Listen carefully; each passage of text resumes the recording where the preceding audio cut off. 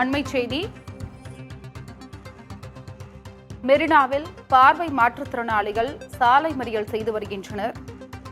கண் பார்வையற்ற மாற்றுத்திறனாளிகள் மெரினா பிரதான சாலையில் அமர்ந்து போராட்டத்தில் ஈடுபட்டு வருகின்றனர். விவரங்களை வழங்குவதற்காக செய்தியாளர் அன்பரசன் இணைப்பில் இருக்கிறார்.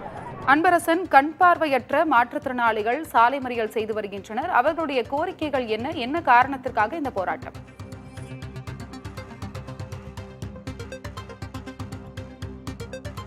அருணா, கண் பார்வையற்ற மாற்றுத்திறனாளிகள் தற்போது சென்னை மெரினா கடற்கரை பிரதான சாலையான காமராஜர் சாலை முன்பு திடீரென ஒரு 10க்கும் மேற்பட்ட நபர்கள் இங்கு குவிந்து சாலையில் ஆர்ப்பாட்டத்தில் ஈடுபட்டு வருவதால் இங்கு நீண்ட நெடிய ஒரு போக்குவரத்து நெரிசலானது ஏற்பட்டிருக்கிறது. குறிப்பாக சொல்ல வேண்டும் என்றால் கலங்கரை விளக்கத்திலிருந்து உழைப்பாளர் சிலை வரைக்குமான முழு சாலையுமே தற்போது ஸ்தம்பித்து நிற்கிறது. அந்த காட்சி தான் தற்போது நம் நேரலையில் ஒளிப்பதிவாளர் அஸ்வின் அவர்கள் காண்பித்துக் கொண்டிருக்கிறார்.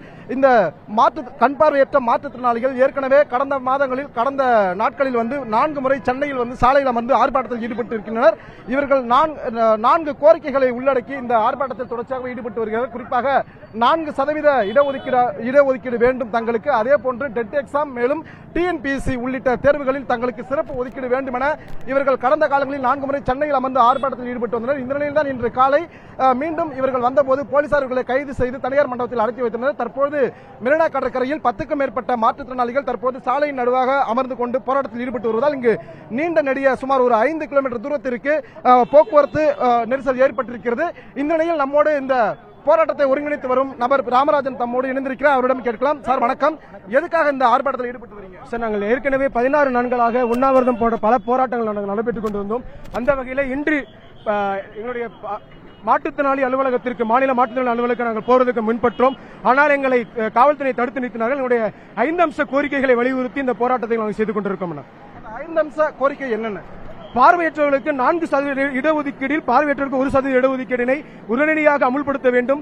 ஜிஓ 20 என்ற ஒரு சட்டமன்ற பேரவையிலே நம்முடைய முதல்வர் அவர்கள் கொண்டு வந்தார்கள். அதில் மொத்தமாக பணி செய்து கொண்டிருக்க பணியாளர்களை கணக்கிட்டு பார்வையற்றவர்களுக்கு இடஒதுக்கீடை அமுல்படுத்த வேண்டும் என்கின்ற அந்த இடஒதுக்கீடினுடைய அமுல் இன்னும் பண்ணாத காரணத்தினால இந்த ஜிஓ 20 உடனடியாக அமுல்படுத்த வேண்டும் அப்படின்ற ஒரு கோரிக்கை, பிரதான கோரிக்கையை நாங்கள் வச்சிருக்கோங்க.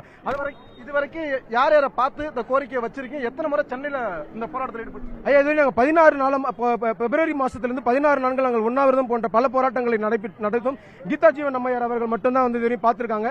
ஸோ அதனைத் தொடர்ந்து இப்ப நாங்கள் முதல்வரை பார்க்கணும் அப்படின்னு பிரதான கோரிக்கையா இருக்கு சார்.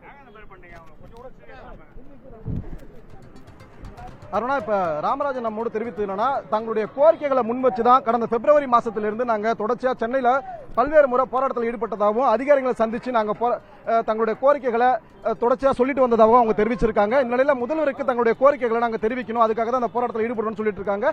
தற்போது போலீசார் அவங்களை கைது செய்யும் காட்சியை நம்ம பார்த்துட்டு இருக்கோம். இதனால சுமார் ஒரு 5க்கும் மேற்பட்ட கிலோமீட்டர் தூரத்தில் கடும் போக்குவரத்து நெரிசல் ஏற்பட்டிருக்குது. அந்த காட்சி தான் நம்ம நேரலையில பார்த்து கொண்டிருக்கிறோம். அருணா, கடும் போக்குவரத்து நெரிசல் ஏற்பட்டிருக்கிறது. அதனை காட்சிகளில் நம்மால் பார்க்க முடிகிறது. 4 விழுக்காடு இடஒதுக்கீடு உள்ளிட்ட 5 அம்ச கோரிக்கைகளை வலியுறுத்தி பார்வை மாற்றுத்திறனாளிகள் சாலை மறியல் செய்து வருகின்றனர். உங்களுடைய தகவலுக்கும் நன்றி அன்பரசன்.